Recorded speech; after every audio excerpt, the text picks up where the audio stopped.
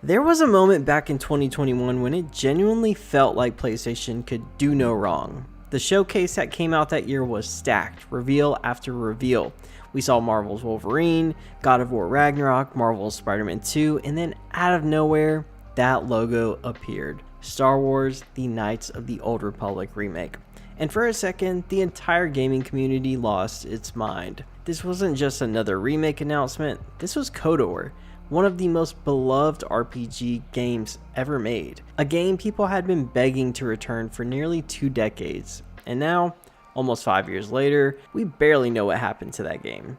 No gameplay, no release window, no major update from PlayStation, and every few months we get another confusing report about it. So today, I want to go through everything we actually know about the Knights of the Old Republic remake, piece the clues together, and try to figure out what is going on with this game. To understand why people care so much about this remake, you really have to understand what KOTOR meant to gaming. Star Wars: The Knights of the Old Republic wasn't just a good Star Wars game. For a lot of people, it was Star Wars gaming. The storytelling, the choices, the character, and, that twist. It's one of those legendary games that people talk about with almost mythical status. So when PlayStation revealed the remake of it during that 2021 showcase, it instantly became one of the biggest announcements of the PS5 generation. And honestly, it's kind of symbolic. For years, Xbox had been heavily associated with KOTOR because the original launched on the original Xbox. But now here's PlayStation revealing it to us as an exclusive to the PS5. It's almost like they made a statement there. Yeah, this generation really belongs to us. And to be fair, that showcase is still remembered as one of PlayStation's best. The excitement around the remake was massive, but almost immediately after the reveal, things kind of got weird. At first,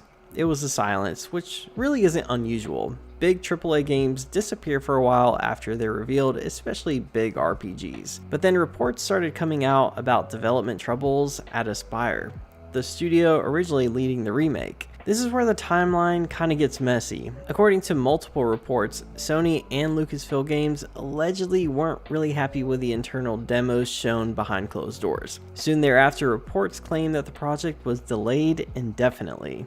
Never really a good sign to hear that. Then suddenly, key developers reportedly left the project, and that's when people started asking the question that nobody really wanted to ask. Was this game in trouble? The thing is, nobody really knew how bad the situation was because there was no official communication. It was almost non-existent about this game. And honestly, I think the silence is part of why this whole situation became a mystery online. Every few months, a rumor would appear claiming the game was dead, and then it would be followed up by a report saying that development was continuing. And then shortly after, someone else claimed that it's gonna change studios entirely. It became impossible to really know what was real. Then came our biggest clue.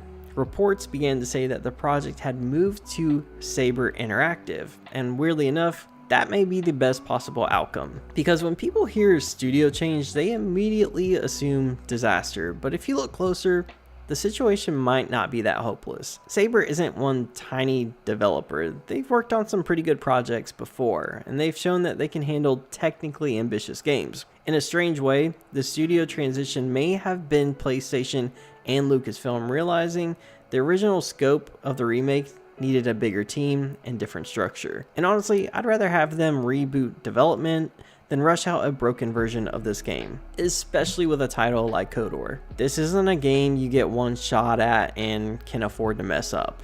If PlayStation is attached to this project in any way, the expectations are going to be enormous. The gaming industry has changed a lot since 2021. Fans are way less forgiving of unfinished and unpolished AAA titles like they were before. There's just too many games out there to play, and no fan really wants to waste their time on broken games. So maybe the silence isn't necessarily proof that the game is dead. Maybe it's proof that they realized they needed more time to get this right, which I take as a positive. And look, I know that the silence is frustrating, but I also think people forget something important. Sony usually doesn't put games front and center unless they believe those games can be major events. The fact that KOTOR was revealed during that showcase tells me that the ambition behind this remake was probably huge from the beginning, maybe a little bit too big. At this point, I don't think that the Knights of the Old Republic remake is completely canceled. If it was fully dead, I feel like we would have heard something definitive by now. Instead, we keep hearing that development continues in some sort of form, but we don't also really know what exactly is happening. The gaming industry is full of projects that have disappeared for years and have come back stronger, and I'm hoping that this could be true for the Knights of the Old Republic remake. That said, I do hope some positive news for this game comes out sometime soon. We're getting close to the end of the PS5's life cycle here, so we need to have something said about this game at some point in time. Otherwise, it's either dead or not coming until the PS6. I'd love to know what your guys' thoughts are on this game. Have you given up all hope on the Knights of the Old Republic remake? Let me know down in the comments down below so we can discuss. Thank you guys so much for watching and supporting the channel. I really appreciate it. I look forward to talking with you guys in the comment section down below, and I'll catch you guys on the next video.